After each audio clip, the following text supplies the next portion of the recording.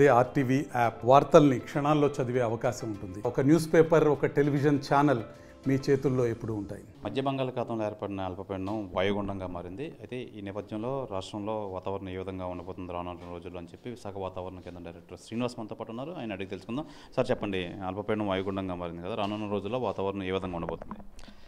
నిన్న ఏర్పడినటువంటి అల్పపీడనం అది క్రమేపీ బలపడి ప్రస్తుతం ఈరోజు ఉదయానికి అది వాయుగుండంగా ఇక్కడ ఉన్నటువంటి వాయు బంగాళాఖాతం మరియు దాని దగ్గరలో ఉన్నటువంటి పశ్చిమ మధ్య బంగాళాఖాతం ఈ ప్రాంతంలో ఒరిస్సా తీరం ఇంకేను నెక్స్ట్ మనకు దానికి దగ్గరలో ఉన్నటువంటి ఉత్తరాంధ్ర తీరం ఈ ప్రాంతంలో వాయుగుండంగా పూరికి ఆగ్నేయంగా 70 కిలోమీటర్ల దూరంలో కేంద్రీకృతమైంది.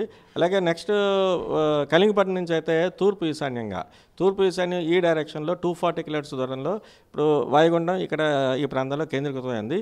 ఇది క్రమేపీ వాయు దిశగా ప్రయాణం చేస్తూ ఒరిస్సా తీరాన్ని రేపు ఉదయానికి పూరికి సమీపంలో వాయుగుండంగా క్రాస్ అయ్యేటువంటి ఛాన్స్ ఉన్నాయి. ఫర్దర్గా కూడా నెక్స్ట్ సబ్సిక్వెంట్ 24 అవర్స్లో కూడా it moves in north westerly డైరెక్షన్లో వెళ్తూ ఒరిస్సా, ఛత్తీస్గఢ్ ఈ రాష్ట్రాల మధ్య నుంచి వెళ్తూ క్రమేపీ అది బలహీనపడేటువంటి ఛాన్సెస్ ఉన్నాయి.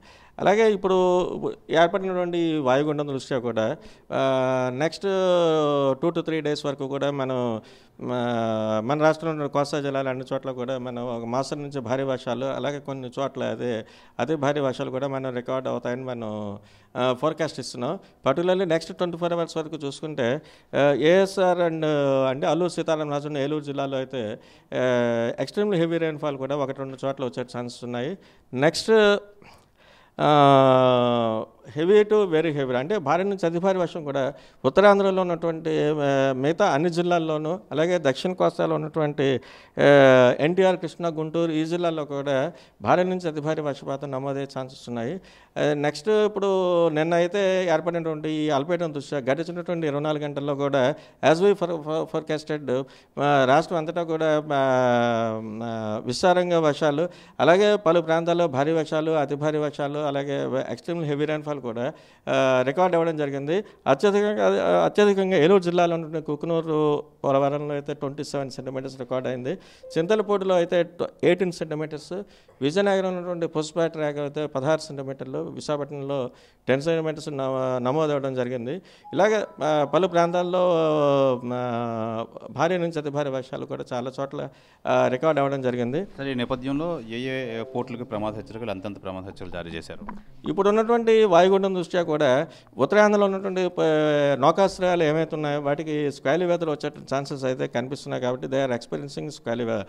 అందుచేత వాళ్ళకి 3వ నెంబర్ ప్రమాద హెచ్చరికని ఎగరవేయవలసిందిగా వాళ్ళందరికీ కూడా అధికారులందరికీ కూడా మనం సమాచారం అందించాం.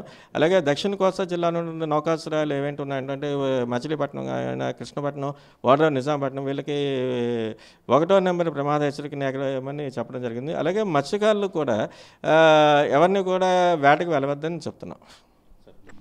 మరి ఇంకా ఎన్ని రోజులు వర్షాలు పడే అవకాశం ఉందా సార్? ఇది సుమారు ఇప్పుడు మనకి ఒక 2 to 3 డేస్ వరకు కూడా రైన్ఫాల్ యాక్టివిటీ మనకి కనిపించే ఛాన్సెస్ ఉన్నాయి. 2-3 రోజులు. ఇది ప్రధానంగా అల్పపీడనం వాయుగుండంగా మారింది. ఈ నేపథ్యంలో కొన్ని పోర్టులకు అయితే 3వ ప్రమాద నంబర్ హెచ్చరిక అయితే జారీ చేశారు. అయితే మరో 2-3 రోజులు వర్షాలు పడే అవకాశం ఉందని చెప్పి విశాఖ తుఫాను హెచ్చరిక కేంద్రం డైరెక్టర్ శ్రీనివాస్ అయితే తెలియజేస్తున్నారు. కెమెరామెన్ అజయ్ తో శివరామకృష్ణ, ఆర్టీవీ, విశాఖపట్నం నుంచి. మరిన్ని వీడియోస్ కోసం ఛానల్ ని సబ్స్క్రైబ్ చేయండి. లేటెస్ట్ అప్డేట్స్ కోసం వాట్సాప్ ఛానల్ ని ఫాలో చేయండి. అండ్ లింక్ డిస్క్రిప్షన్ లో ఉంది.